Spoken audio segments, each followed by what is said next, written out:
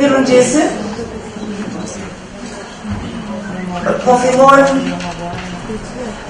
me ditën e dytë. Jemi me 10 minuta vonesë, po kemi pas jemi ditë e gjatë dhe njerëzit si duket nga bashkët më shumë të fundit. Paneli I parë për këtë ditë ka të bëjë me mediat e reja dhe sferën publike, me mediat e reja dhe qytetarinë aktive. Titulli I panelit: aktivizmi, kliktivizmi dhe slaktivizmi. Ndërsa pyetja bazë që do të shtrohet në këtë panel është apo e sforcojnë apo e degradojnë mediat e reja sferën publike qytetare. Në këtë panel, në anën e majtimen kam Ibrahim Saleh nga Universiteti Nile, Egjipt, Kairo, profesor Oliver Han nga Universiteti I Passau dhe zotni Safet Zejnullahon nga një gazetar me përvojë shumë vjeçare, tani në RTK si zëvendës drejtar dhe gjithashtu do të thot edhe ligjërues në Universitetin UBT. Gjithashtu bashkëpunëtor në departamentin tonë të gazetarisë.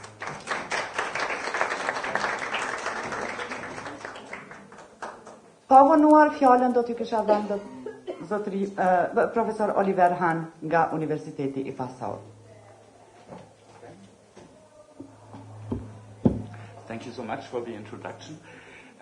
Good morning, everybody. I try to get you awake, although I'm presenting a theoretical approach to social activism and protest communication, because I think it's a very important topic in these days, because we witness around the globe several international protest movements, social movements. Like, for example, in Turkey, we have it also in Russia. We had the Arab Spring, where also we have this kind of movements and accompanied by mobilization with social media. So I'm from the empirical social science, and I think before we go into the details of case studies, for example, looking at different social movements, we have in somehow find a theoretical ground in order to approach these facts. So my talk will be on how we can conceptualize protest communication, because there is a definition lacking so far. There are some theories that can be applied, but there is no model for the empirical work of that. What we have in problems of political protest communication, that until so far we have a kind of common term of social movements, but we don't have a definition, we don't have a model for protest communication. We all know that we live in a digitalized and networked society. I mean, if you have read Manuel Castells, for example, we know that already. And protests within the network society are often very much loose in somehow as a network. So what we have until today, it's only case studies. We don't have a general approach to that, and we even don't have an adequate definition of what protest communication is and in how far it can be comparable from one case to the other. And coming from communication science, we also don't have any theoretical framework until so far. So our research questions, this is a long-running project which I did with some PhD students of mine, is that we ask ourselves two research questions. And first of all is, how can we conceptualize political protest communication, and what influences is in the interplay between traditional media and social media. Yesterday there was one speaker, I think it was Renato Schröder, saying that new media is no longer new media. I mean, my students, when they start at the university, are 17 years old, and they would consider new media as old media, I would say. So I prefer also the term like old media and older media, or digital media, as you said yesterday, who was trying to get these people to Tahrir Square. But also they only can gather if there is a social event that they are managing and mobilizing and putting themselves together. If we look on these kind of protest movements from an economic point, protesters act irrational. There is no economic fact in the end, although sometimes they have economic interest. Because I consider the Arab Spring as a social economic movement in the first way, and then secondly only a democratic one. So these activists have to take their struggle into a range of different fields, and these fields again have no economic interest.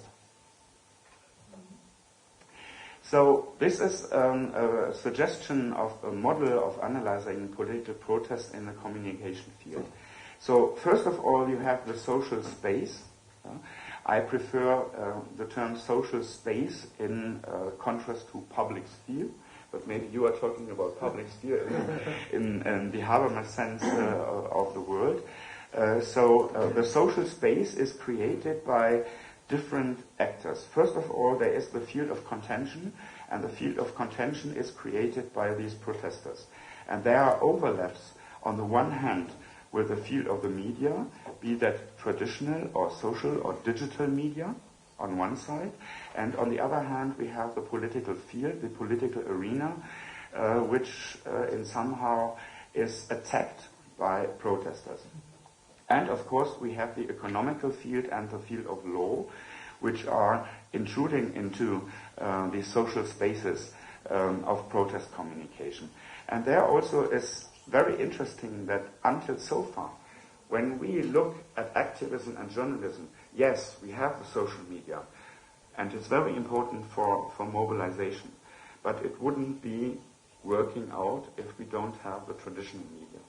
Because social media for conversation, for individual conversation, and yesterday we had this talk on Instagram as well, looking on the visualization and the emotionalization of the social media when it comes to activism and protest, but it wouldn't be enough.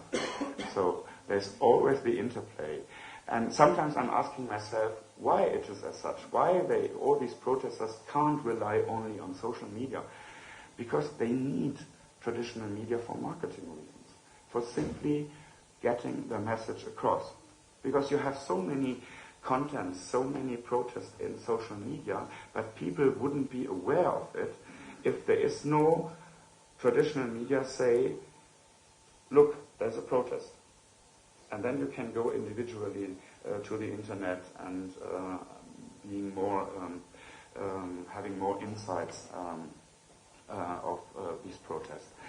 But still until today, social movements and social protest and activism wouldn't work out without traditional media.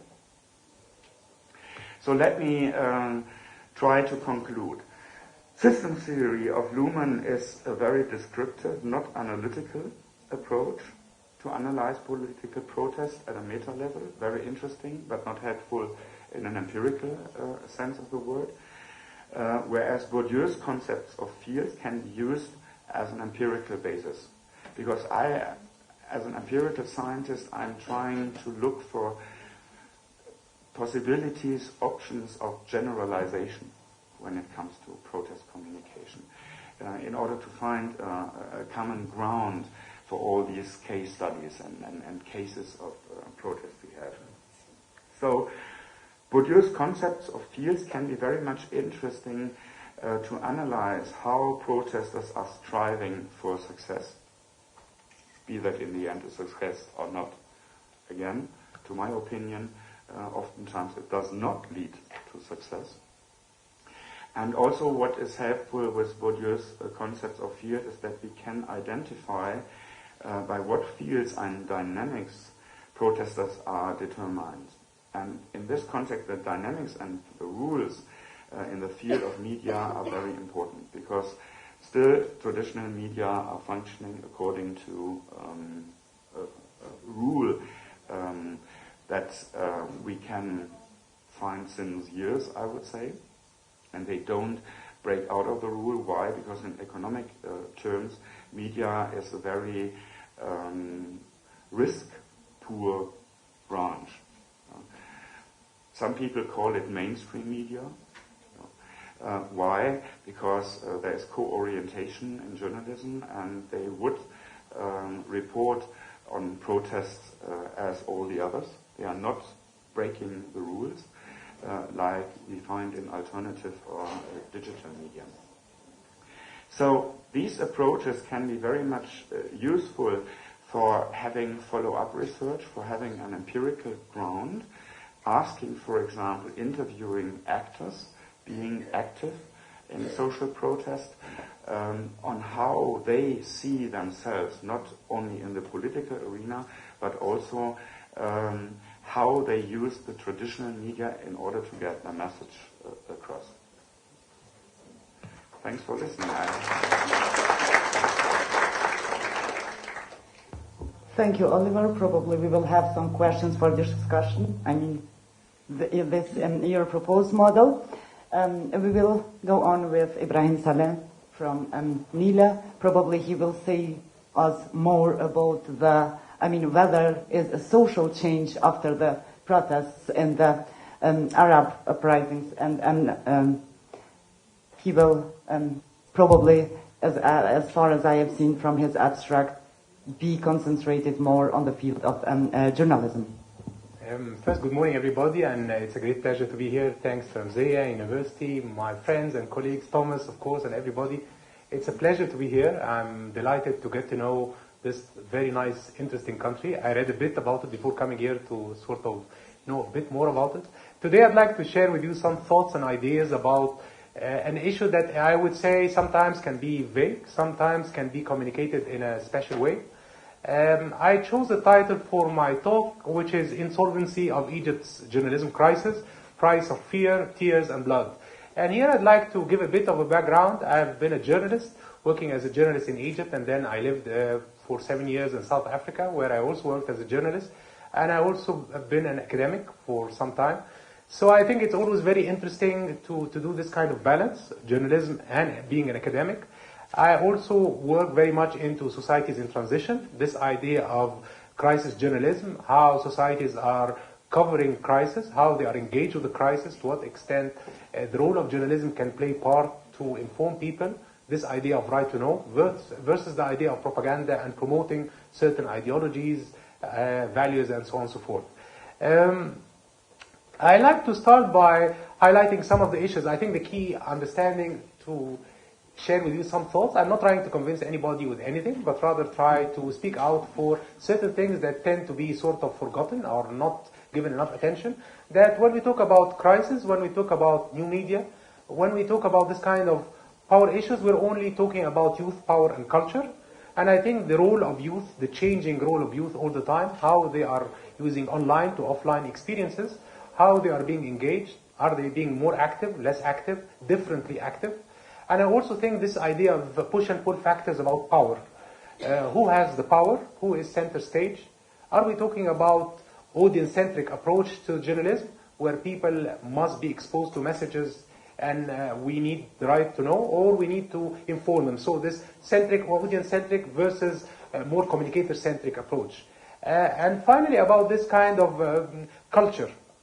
I think so many times, living in the Anglo-American dominance, if I may say, we tend to see things and perceive things in a way that is very much Eurocentric in a way, that would not consider the difference, the diversity in people, in journalism, in practices, in cultural issues and values that reflect on journalism performance itself.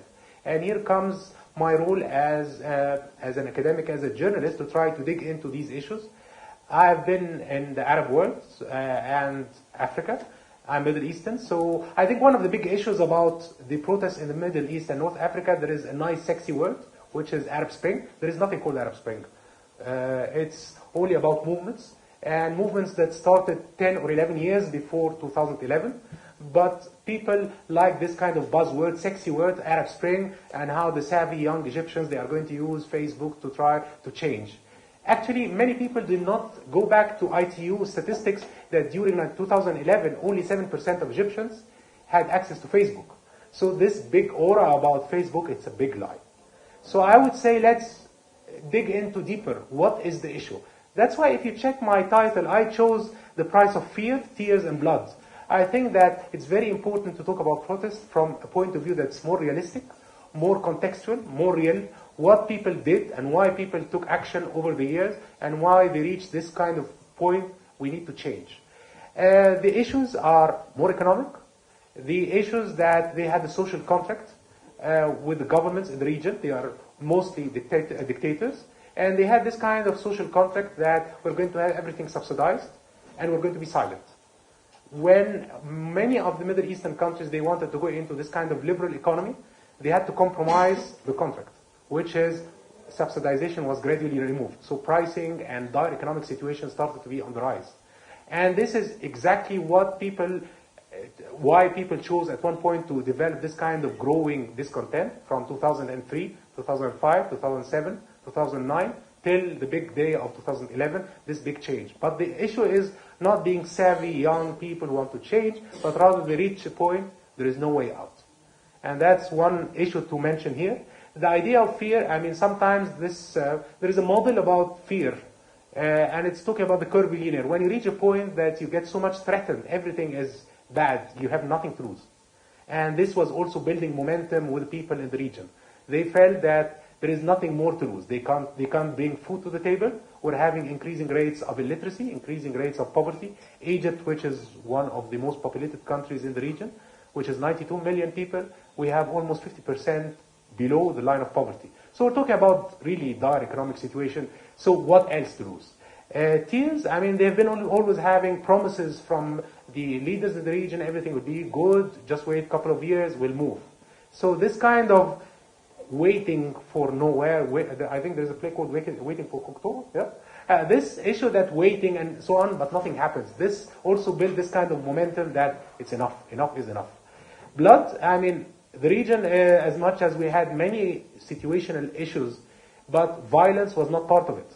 In South Africa, it's a very violent society. In the Middle East, North Africa, it is very problematic economically and so on, but violence was not part of the deal. So why violence has become center stage? That's another issue that has never been discussed in media. I think that one of the unfair things about the region, and then I go to what I want to say, it's the issue that most of the time we have this kind of local perspective, local narrative in journalism, and global narrative. On one hand, you find international media talking about the savvy young Egyptians, though nobody checks 7%, but it's also always the time the savvy young Egyptians to make a change, and less about the local perspectives. What do Egyptians, what do people in the region say about their problems, about their issues? It's completely sort of fished. So this kind of voice of the voices was never considered international media.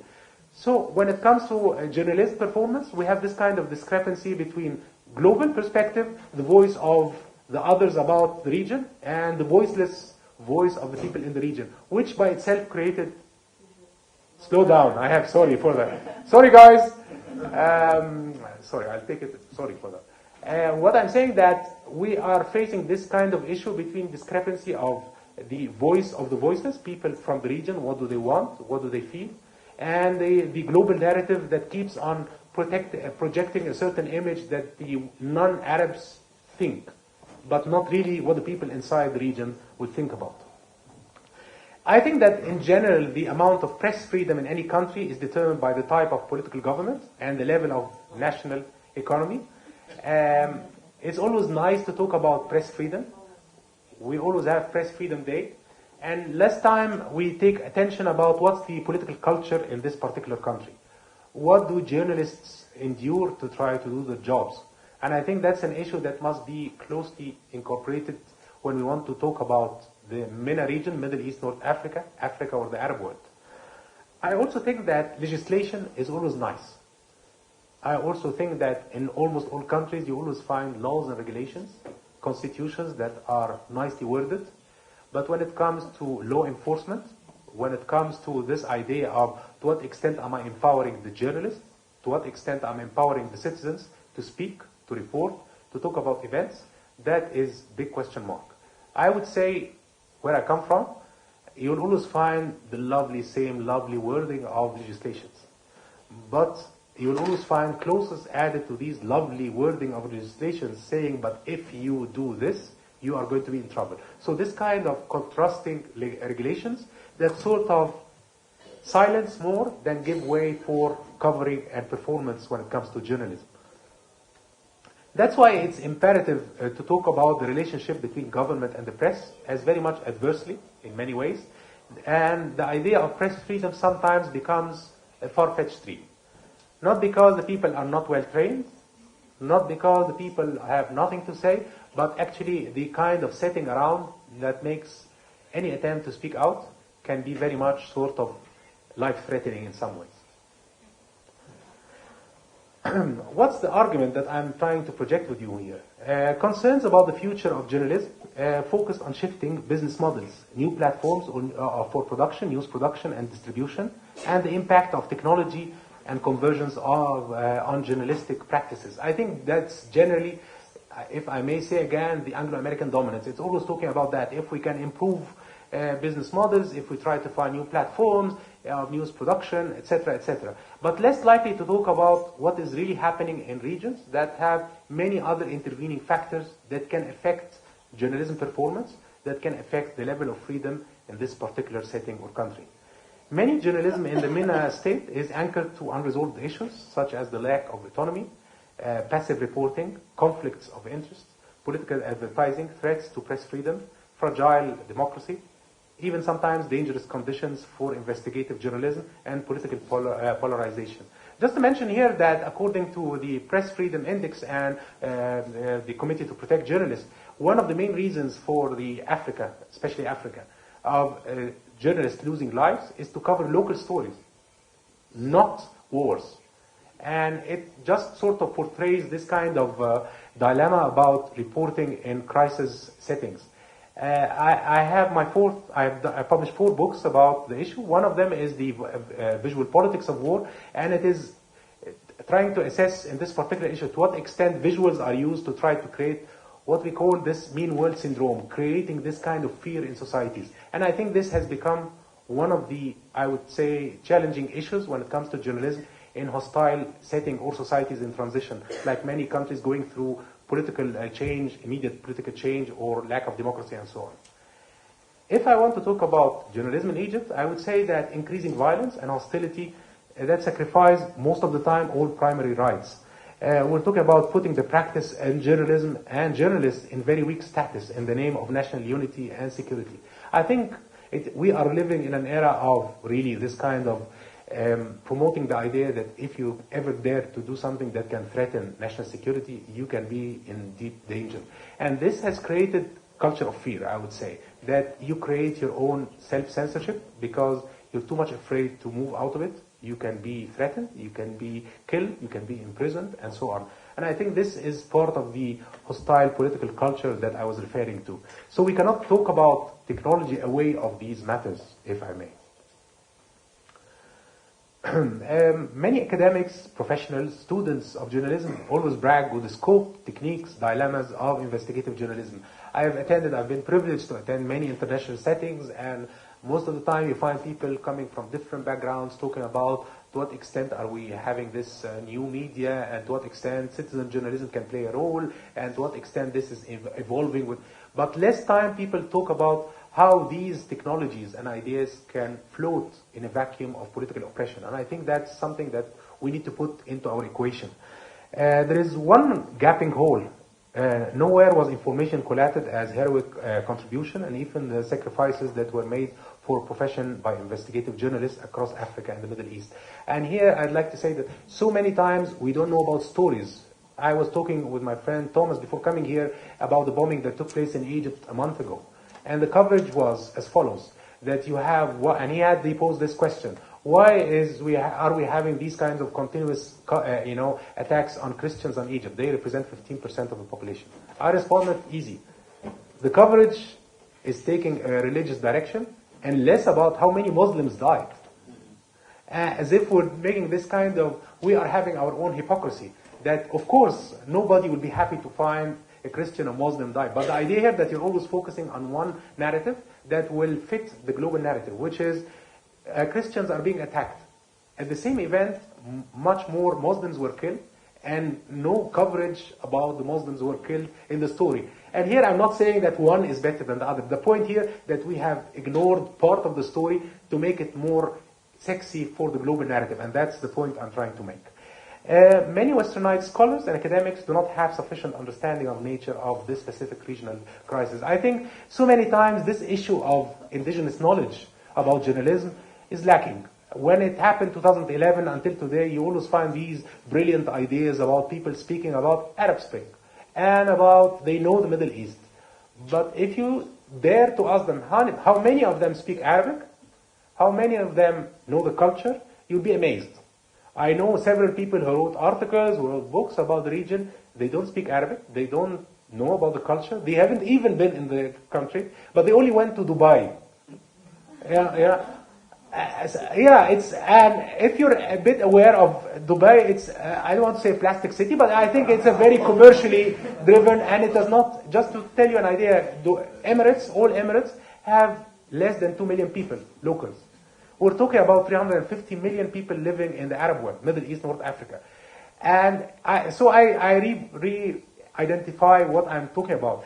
The lack of indigenous knowledge when covering any kind of story is something that can destroy and damage the whole coverage. If I don't know the language, if I don't know the culture, if I have nothing to do about it, it's not about that going and getting a fixer and somebody to help me with translation. It's much more than that if we talk about professionalism. My friend and colleague Oliver was talking about objectivity. I would say that I don't believe that at the end there is something called objectivity. But I would say there is something called professionalism.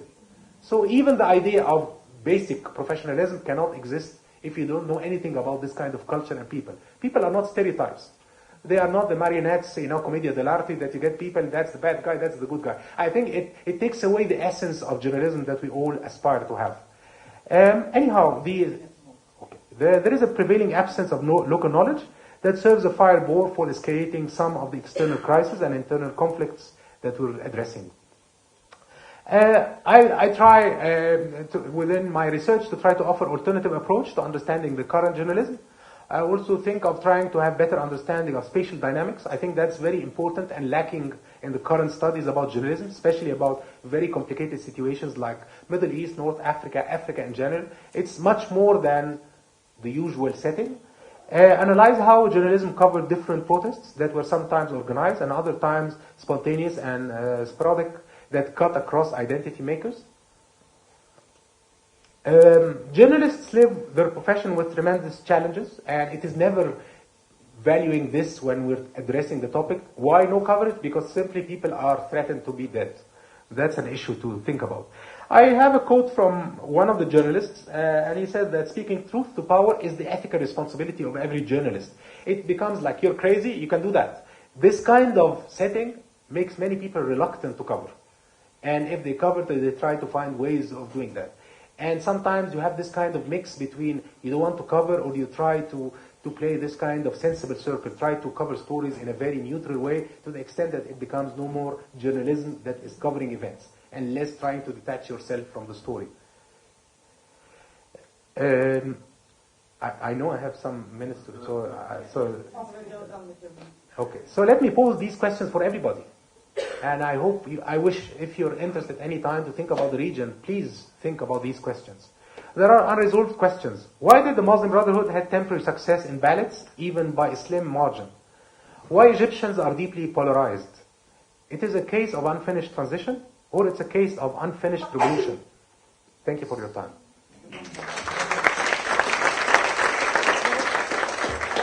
Thank you, Ibrahim. Pa humbur kohë me stafetin. Të lutem, Zafet. Unë do t'i qasëm kësaj teme në një mënyrë pak ma ndryshe, sigurisht me shembuj lokal. Kthehemi një periudhë më mbrapa edhe po marr vetëm një shembull. Një agjenci lajmesh e para e jona në Shqip, me një numër të madh bashkëpunëtorësh, përfshi disa radio edhe agjenci lajmesh ndërkombëtare. Po flas për një periudhë e viteve 90. Kanë pas një ndikim aq të madh në opinion. Kanë pas një besueshmëri aq të madhe në opinion. Kanë përcjell informacionet dhe kanë krijuar politikat shtetërore, kanë bërë qëndrimet shtetërore në një shkollë cilën kur e merr se kanë qenë një numër i pak mediash, është e habitshme si kanë rrinë me e bë. Sot jetojmë në një kohë krejt tjetër, në një gjendje krejt tjetër dhe mund të themi lirshëm që ky ndikim e as informacion nuk bartet aq sa duhet, nuk ka përmbajtje edhe nuk ka besueshmëri. Ku jemi tek media tradicionale, ajo që mund të thuhet se ka mbetur pak gazeta ose tek revistat sot, kemi një shkputje të plot me lexuesin, kemi një kthim në kohë mbrapa, unë shkruaj ti lexon nesër dhe s'ke mundësi me më thonë gjë, ky është një raport i shkputur edhe një mos komunikim, shkallën e ndikimit po thuj mund ta dim çfarë është, e masin me tirazhin e revistave dhe masin me tirazhin e gazetave. Një trend në gazetë, në shtypin e shkruar edhe në rajon, po edhe më gjerë është kthimi i asaj që quhej dritare e komunikimit me lexuesin, kthimi i letrave të lexuesve, cilën asnjë gazete në Kosovë nuk e vën, asnjë reviste nuk e vën, mbulohen ato paqe me komente se janë të gatshme prej internetit edhe mbulohen me kolumne të shuajmë të njerëzve të cilët ankohen se nuk paguhen për punën që e bëjnë. Cili është rreti i lexuesve të tyre, besoj që nuk i kemi shumë qartë. Madje nuk ka edhe gazeta të tjera më të përparume kanë rubrika kolumnesh, po kanë ditë caktuar, autor caktuar, ditë caktuar, tema caktuar, këto të na nuk i kemi. Kjo është media tradicionale që ka shkput raportin me publikun edhe ja ka zbulduar vetes mundësinë tepër për me pas ndikim tek publiku edhe te ajo që ne e shohim sferë publike, do ta shohim ma vonë. Te media e re kemi një raport krejt tjetër. Një marrëdhënie me tepëri, po me rezultate që unë i quaj të vogla ose janë krejt pak të dukshme. E kam idenë që media e re të pa boshllëkun që e ka lënë media tradicionale, jo që e la derën pa qelës, po e la derën hap që kushdo që ka me thonë diçka, me thonë pa asnjë lloj kriteri. Qëllimet parsorën besoj që janë të qarta. I pari qëllim është sigurimi i ma shumë klikeve, që unë nuk mendoj që janë lexime.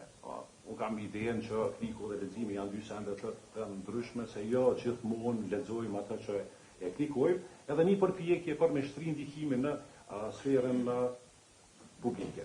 Qëllimi në parë, media e re ka arrit në një masë shumë të madhe, te qëllimi i dytë mendoj që më shumë ka krijuar mirgull ose kaos se sa që ka krijuar një ndikim të mirëfillt.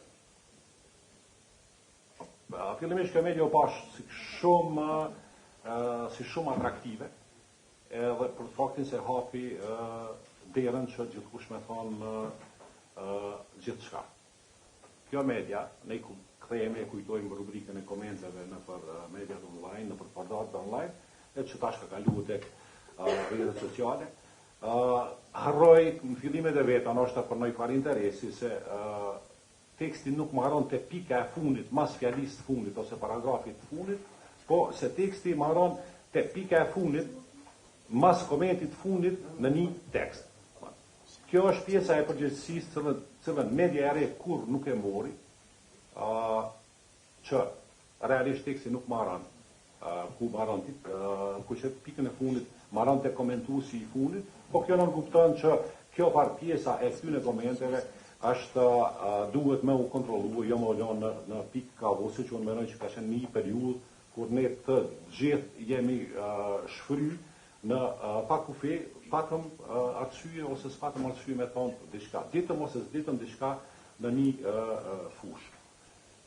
Kemi pas një periudhë me status të parregulluar të shumicës portaleve ose të medjave online edhe që ju ka mundësua aty në një mbrojtje nga komentet fyese edhe denigruese edhe të dënueshme me gjitha ligjet në Kosovë.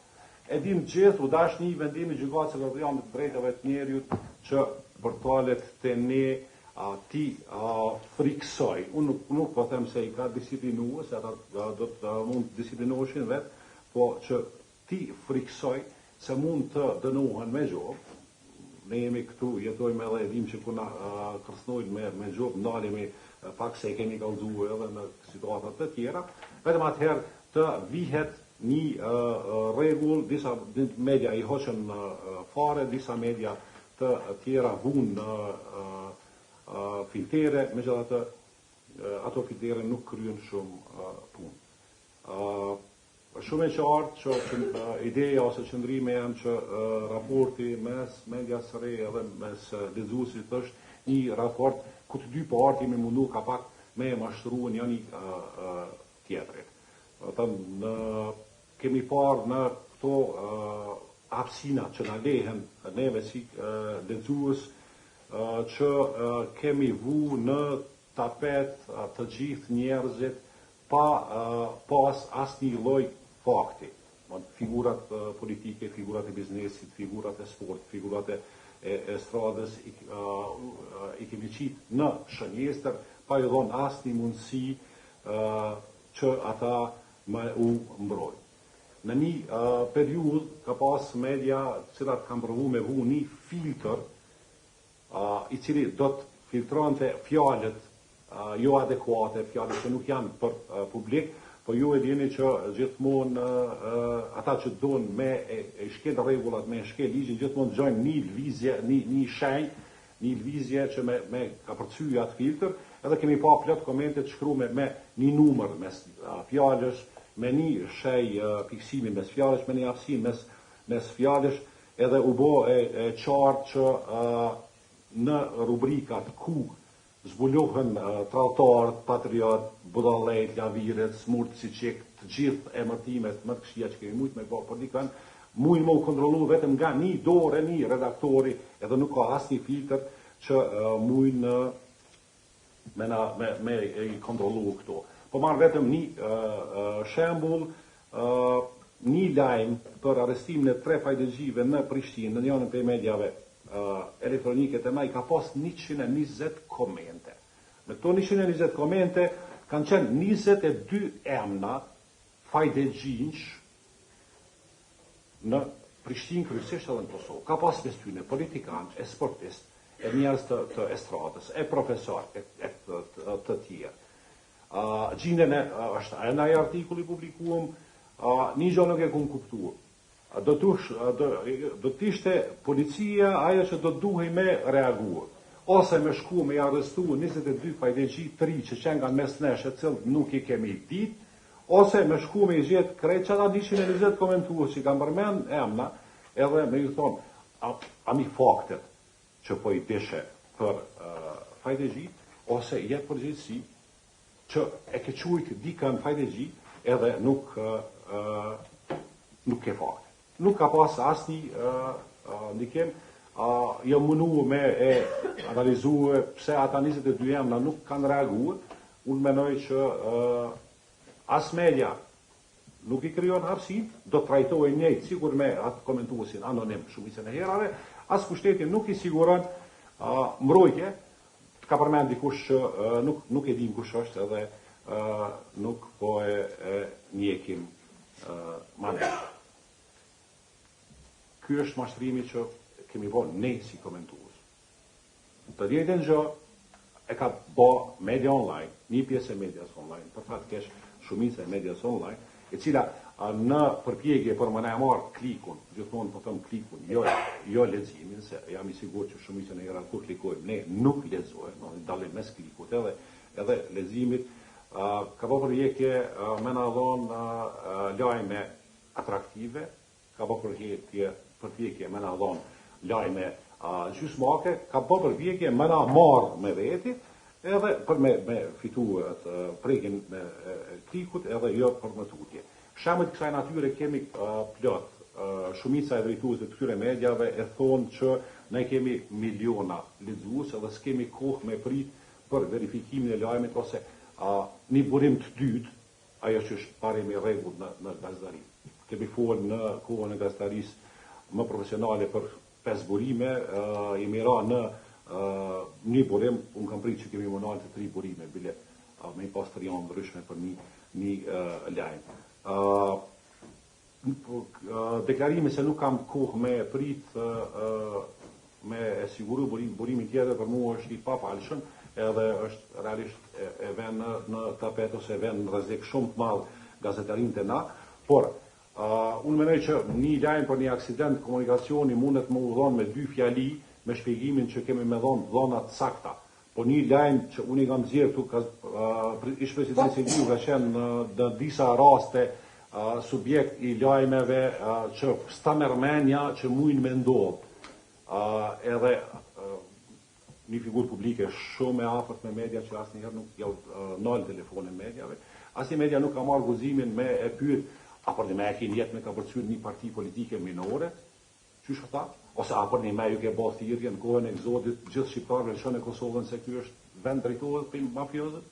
Tek të nesërmën, kur ka reaguar vetë zoti Silviu, dalë që dikush e ka haku faqen e tij të internetit, po asnjë media nuk ka marrë guxim me vonu lajmin 5 minuta edhe me e pyet çka është kjo punë. Në tilla raste kemi plot. Në përpjekje për me qenë aktiv, media e re sa herë që e sheh që po ka mungesë klikesh, jemi dëshmitar të gjithë që na nxjerr personazhe kontroverse, që ndrojnë një 2-3 javë ditë, politikanë që si ban hesab kurkush, njerëz të stradës që nuk i dëgjon kurkush, figura të tjera që me rikthye atë klikueshmërinë edhe në fund po lidhem tek tema, tek puna e kësaj aktivizmit që po është shumë e qartë që flet për aktivistët pasiv që pas kanë qenë gjithmonë, po nuk e kemi ditë, po interneti është bërë një stre për demela, tu na mundësua një aktivizëm, po i marrë vetëm një shembull mira, 10 mira pëlqime ka pas një ideja për me organizu një protest me 14 janar të këtij viti kundër trenit me simbole serbe që janë këtu, dhe atë mbrëmje në protest ka ndalë me sa di unë 27 veta. Të gjithë jemi pajtue me një çështje që me një klik unë nuk pajtova me ty s'kam nevojë me ardh. Aty në që janë ma me mosh, po ju rikujtoj që 27 veta në një protest. Ma herët ke mujt me bo vesh në 3-4 shtëpit e fillimit të një dagje në Prishtinë. Kupton. Sot me internet po pajtohemi që jam me ty, po nuk po vi me ty në teren. Vetëm edhe një fjali e fundit, është shumë e qartë që mediat online do të sforcojnë sferën publike kur thonë, publikojnë vetëm lajme me interes, edhe kur t'ju mundsojnë me thonë për publikut, me thonë diçka vetëm atyre që kanë për të thonë diçka serios. Faleminderit. Faleminderit Safet.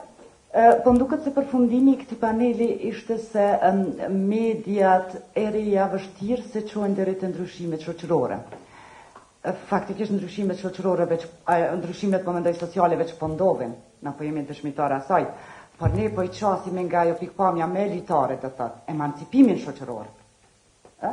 Dhe unë pata në plan, po i ra vend më shumë diskutimet, thjesht e kom shtru pyetjen dhe shtroj vazhdimisht pyetjen nëse këto media do thotë i përmbushin kriteret e nocionit sferës publike, asaj sferës publike qytetare të Habermasit. Dhe kur e kam dizajnuar dhe këtë panel do thotë kam pas parasysh këtë konceptin e Habermasit, aktivizmin qytetar.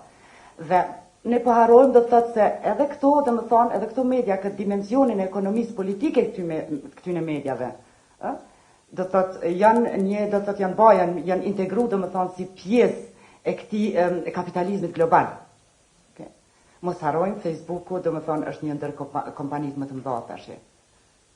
Mos harrojmë nxora shënimet e fundit që ishin, do thotë vetëm në 3 muajt e parë të vitit 2016, do thotë kishte pas hyra prej 1.8 miliard Facebooku.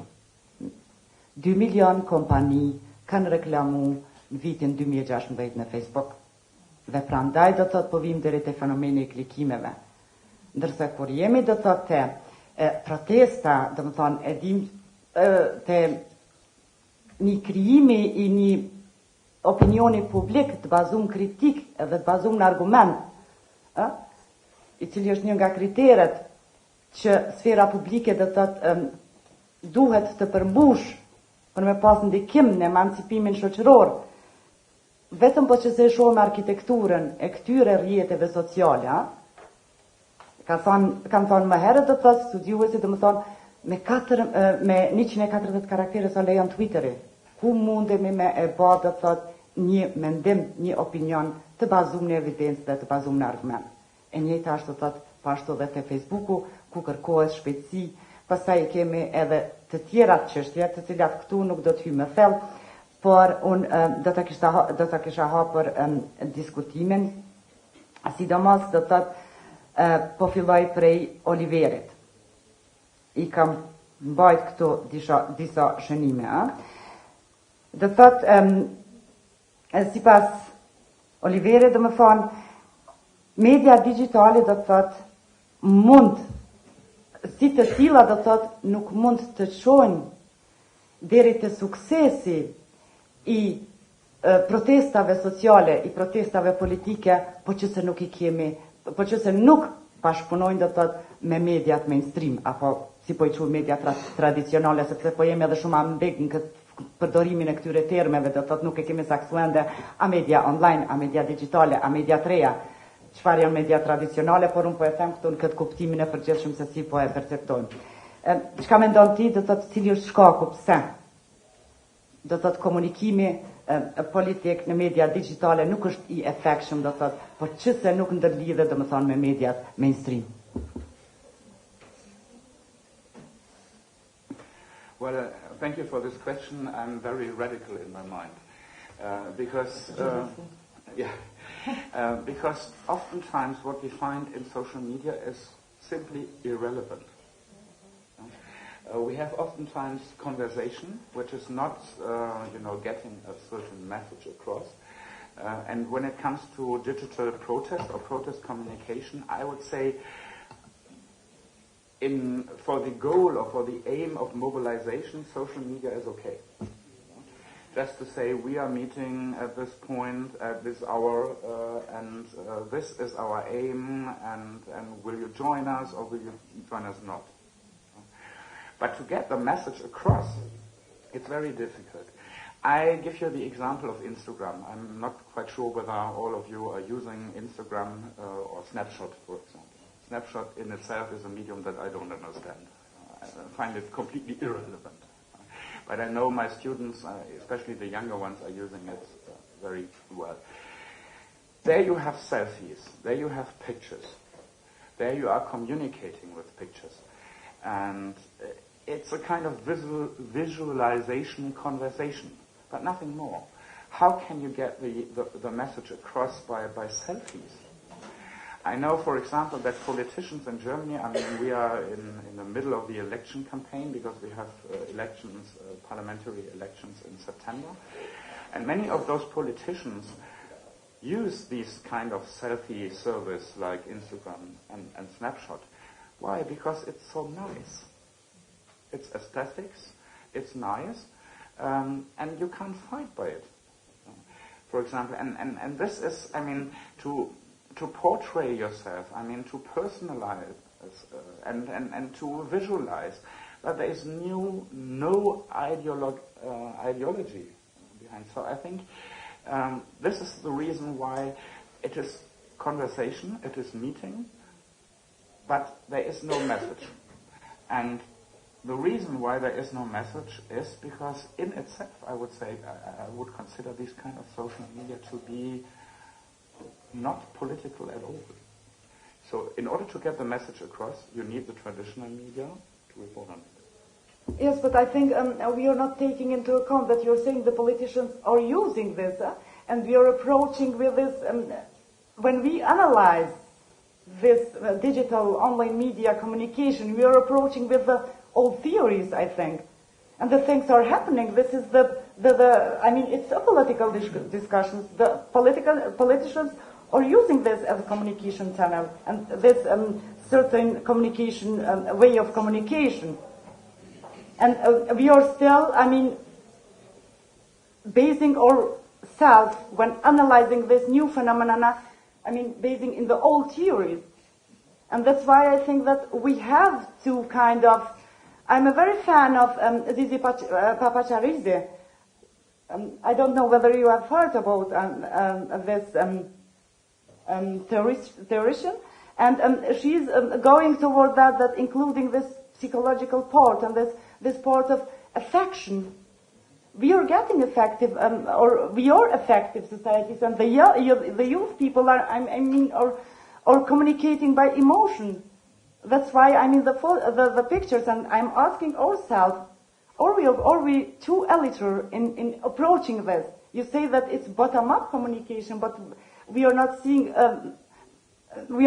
from bottom up. We are seeing from up down, and I think that we are missing. There is a gap here concerning the theoretical thesis that we are trying to develop.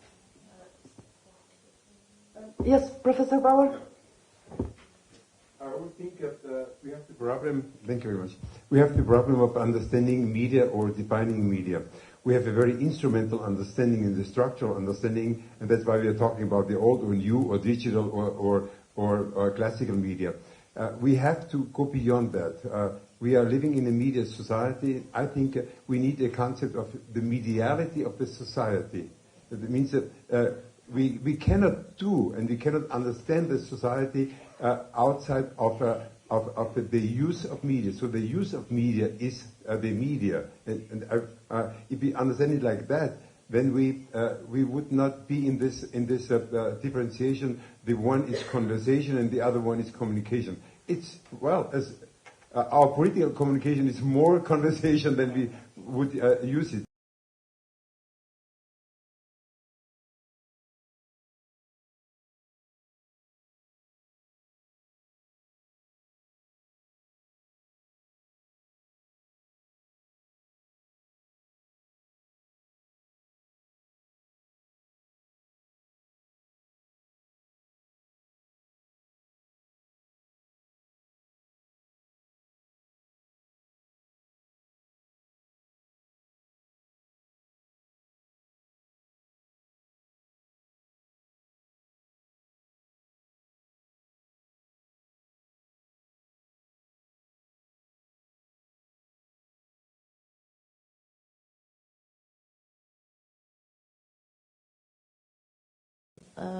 Egyptian authors who will write on this thesis. And I think this is very important because you have to bring your own perspective of how...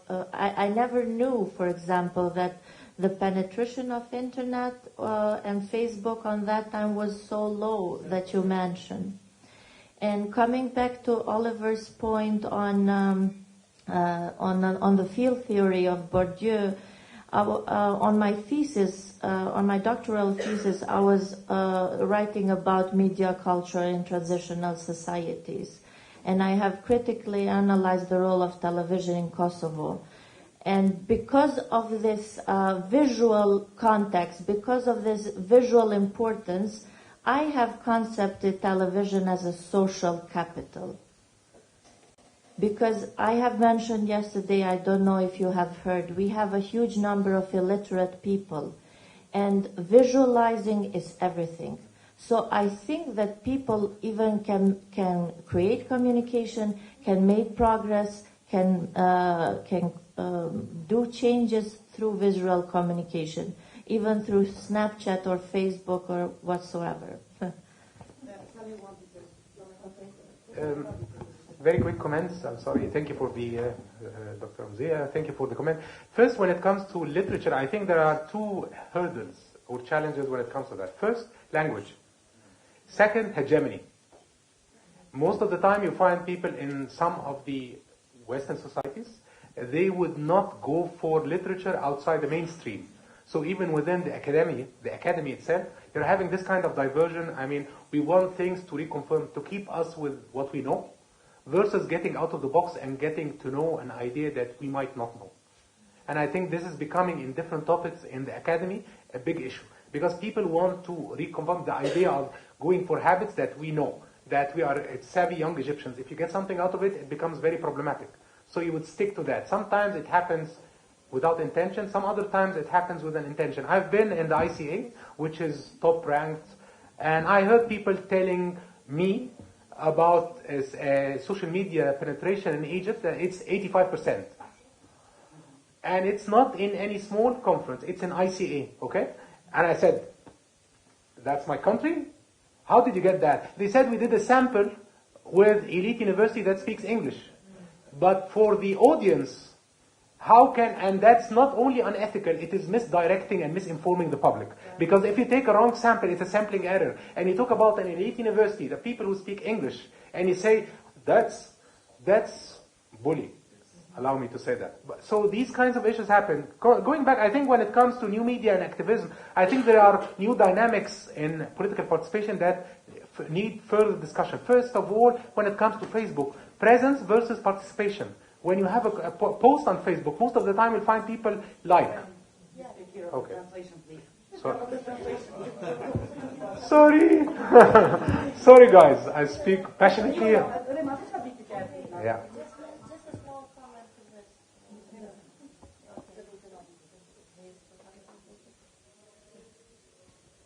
I think it's also about the spiral of silence, as Elizabeth Neumann said. People do accommodate themselves with those likes just because the mass is doing so. Just to finish, sorry, I'll speak slowly. Just to finish, less people are willing to participate. Less people are willing to have a conversation. That's number one. When it comes to use social media habits, many studies talk about thumbspeak as a new model, and less people, what do people do with the thumbspeak, using their hands instead of conversation? So I think these issues, there are many holes when it comes to social media and to what extent it's used. Last comment, when it comes to the 2011 protest, many people talked about Facebook, and less people talked about orality, the secondary orality, which means that I'm the only person in the building that has Facebook. I'm going to share my experience with others. So this dynamics of secondary orality was never discussed. I have a very short comment, and I can see why Oliver is not using Snapchat. Maybe we should consider something called celebritization of communication as a way to build knowledge and develop knowledge, and to pick up where Ramzi spoke here in Bourdieu's terms, that could be an explanation for that. And using communication via this new way of communicating as basically a dialogue.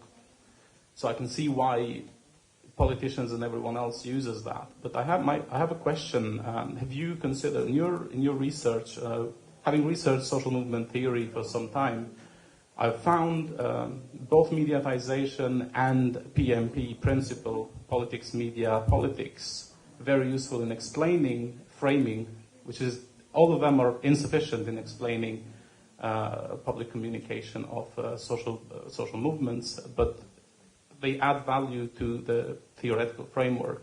And I have a question for Ibrahim as well, and that's, have you considered also the economic influence on the news during the time of, allow me to call it, changes in Egypt events? I think we don't have to agree, but I totally agree with you. I think when it comes to the economic, am I speaking slow enough? Okay. I think that the economic impact on news coverage and who has the means, who has the coverage. There is always this old saying that who writes history is the stronger. I would add the stronger and the one with money. So the coverage of what was happening, some events were covered extensively because they had access, because they were supported by international, though they were not representative. One example, during the protests of 2011, the one who was used as an image, and this visual image was spread going viral all over the world, was a person who, to have a sort of position, she got naked in the middle of the street. And that was used extensively at that time. The point to make here, everybody is free to do whatever, but this image that would fit the Western idea of freedom was covered, and other women who were suffering, who went into the trouble, but they had a headscarf. They were not included in the international media. And here is this kind of, I would say, discrimination in coverage. Because you talk about freedom, but you discriminate the actors involved in this kind of coverage. And part of it, the framing and the impact of it. Because, so I think that economic that has social impact as well. Yeah. So I have a question for Mr. Oliver. I would just want to go back to the part of interacting of social media and traditional media. I just want to make an example. A year ago in Kosovo, there was this public political affair called Pronto. Everybody was so pissed off from this affair because there were around 20 series of these leaders of the country, like president and the head of parliamentary, who were talking for employing people in like party basis, and like everyone was so pissed off. The news was everywhere, was on the internet and in traditional media also. But the problem and the thing that I could never ever understand was why it has like so many coverage from the media. And like if you take another example, Kosovo is a country with 70% of youths, and most of them have access on internet. Everybody saw the thing, what was going on. Everyone was so pissed off, but like in the protest, like there were like around 10 people or 20. Like, is there any explanation of that? I just want to make this more clear. Like, we have people who got the information, but not having an activism. Like, thank you. If I got you correctly, you mean that there are so few people on the protest, and what was the coverage here in traditional media? Can you elaborate on that? Because was it highly covered, or was it not? Like in the public television, it doesn't have like high coverage, but in other mediums, yeah, it was high coverage of the things. Yeah. So it was there on the social media, but very few, very rare, only on traditional media. It was also on traditional media. Also in traditional media, you could see it everywhere. Yeah. And people used to know it. Everyone was, hey, Pronto, in the name of Apira. Everyone knew that the politicians were like in the last year, everyone knew that what is going on, but like nobody went in the process. Even that it was attacking their life directly. Yeah. This is laziness, as you said. I mean, we are welcome to the selectivism part of it. That oftentimes people say, well, we support you, but we don't want to go to the streets. And the problem with coverage of traditional media oftentimes is that they follow this kind of selectivism. They don't cover it where it is. So maybe that is one of the reason why you find the news everywhere in the internet, but not in the traditional media at all, because they follow this kind of selectivism thing. But I also would like to comment on what you asked me, because did we involve, other theories from social movement and also this mediatization thing? First of all, I don't like the term mediatization, because it has something to do with power relations. I prefer the term, I don't know if it works in English, medialization with an L, not a T. That means that some events are covered, some others are not, and some events are covered in a certain frame, in the term of urban government, and others are neglected in total. And when it comes to the representation of politics, especially in this more visual social media, yes, you're right. They are using it, but in my opinion, for what we call the logo theory. We need to be there. Yeah? If we are not there, people will ask us, why aren't you there? It is just to be present, and many politicians, of course, use it, but they don't have a clue how to use it. So when it comes to Instagram, they are taking nice selfies from whenever they have a meeting, full stop. But where is the message? Of course, it's an emotional thing to represent yourself. But if you do it just because everybody is doing it, because you need to be there, I don't understand the reason behind. And may I just one comment about the Facebook thing, and that it is a huge company. Yes, of course, it's an economic thing. It's political economy. I want to just give you one very brief example. I spent 2 months last year in Myanmar as a visiting professor. And of course the whole media scene there is changing. And of course many young people, and it's a young society, uses the internet and believes everything what is in the internet, because they don't trust in traditional media after half a century of military dictatorship. But what Zuckerberg is doing there is to monopolize the whole internet, and there we reach a new quality, quote unquote quality. Because there is no company, there is no institution in that country having an own URL. They all have a Facebook page. Why? Because it doesn't cost anything. It's not expensive. But what does that mean if upcoming society in transition uses quote unquote new media and the internet via Facebook, full stop? So the whole company now is, negotiating with the information ministry, the new information ministry in Myanmar, to monopolize internet access only by Facebook. They don't use browsers anymore. They don't use own URLs. They just have Facebook pages. And this, for me, is a sign of alarming. We have Natalia, because she's waiting so long for... Thank you, Oliver. It was really interesting to follow the logic of your intellectual inquiry. And since I'm also really interested in theoretization, and I found that the couple system theory and Bourdieu theory is really challenging, I have 2 questions for you. Probably they are theoretical. How do you consider at all, the notion of systems environment? Because protest communication takes place not in the artificial vacuum, but there is always a particular constructive context. And second one, I have also personally found very problematic the interrelation between system theory and Bourdieu, because, as you have mentioned, system theory ignores power relations, but actually the idea of power or capital or, I don't know, as driving force for social change underlies the logic of Bourdieu's thought. That's my question.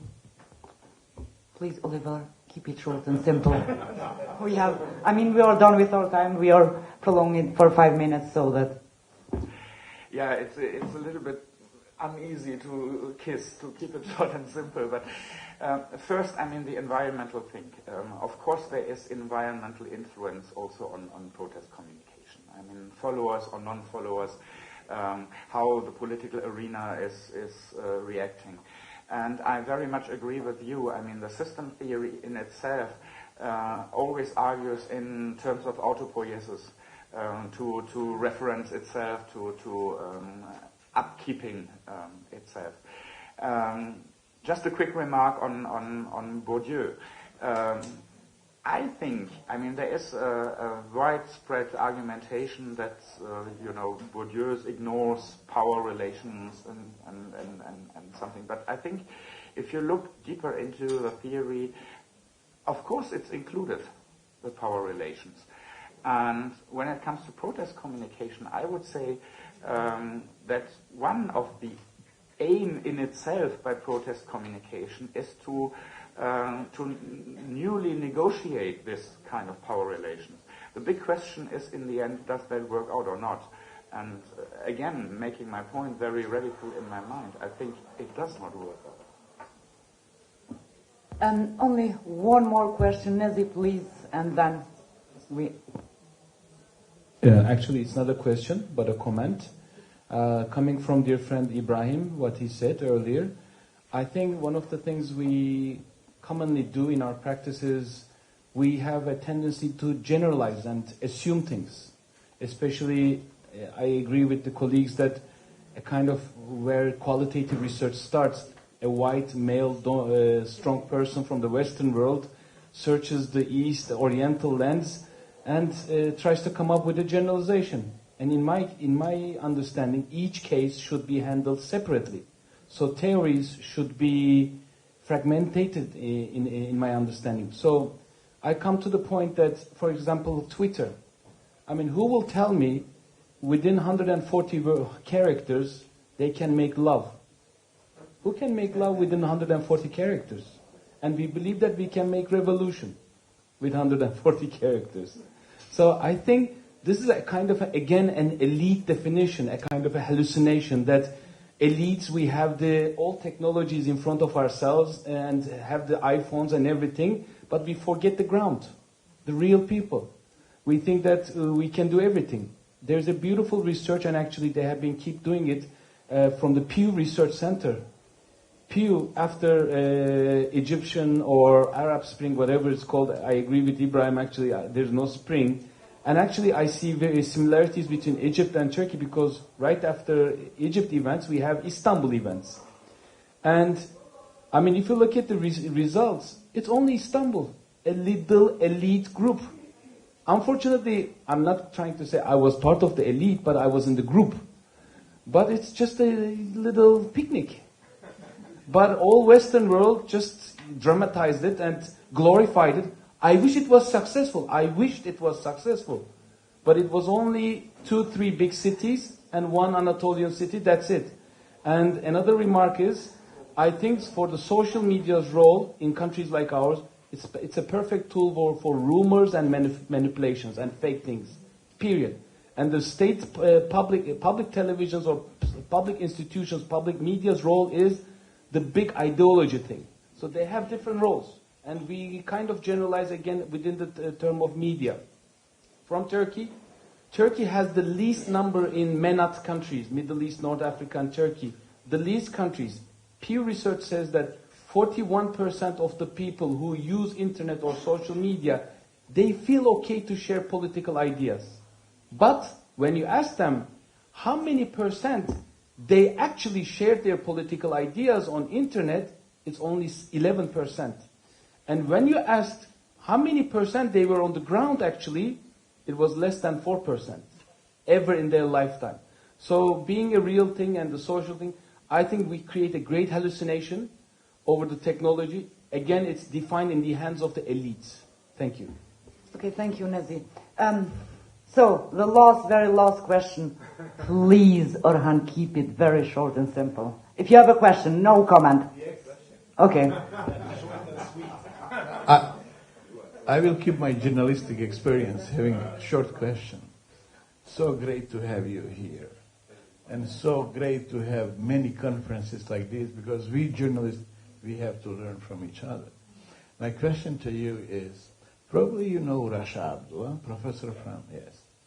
She went to our radio in Amsterdam, it's a radio about Roma people, and that night she said something that no media had idea on understanding what's happening in Tahrir Square. What is the ownership of the, say, powerful or mainstream media in Egypt? In which hands are those? Short and sweet. First of all, I mean, we're still talking about last statistics, national representative statistics, that we're talking about 97% of the people watch television, 13.4% read newspapers. Now we play in an average between 20 to 30% of internet. However, what do people do with the internet? That's a different question. Who owns media? It is still owned either by the establishment or with commercial interests. So at the bottom line of the story, who is using media and new media for social political participation? It remains the elite. And I just go back to comment of Nazi. I think that we're talking about, again, this global narrative versus local narrative. We like to disseminate and go viral when it comes to global narratives, because it is more keeping us in the comfort zone. And less time to go out of the mainstream, because it becomes more disturbing, more alarming, more sort of agonizing in many, many ways. I also think that so many times when people talk about political participation in many countries, like my country and the region, the less time people speak about number of things. Digital literacy, digital participation, and more so to talk about, everybody liked to talk about the Arab Spring. But less time people spoke about when internet was cut, when phones were cut by Mubarak regime, and nothing happened. But it is not part of the narrative. That's the funny part. If it was the savvy young Egyptians who just used the Facebook to make a revolution, what about the time that we stayed for a number of days without internet, without phones? Nothing happened. Why? Because another thing, which is the secondary orality, how people share information using traditional means to get the message across, which is something not interesting for the global narrative, though it was cornerstone, capstone of the local narrative. Short and easy. Thank you for the fruitful discussion. I will close it here. We have 10 minutes for a short break, and then we continue with the other panel.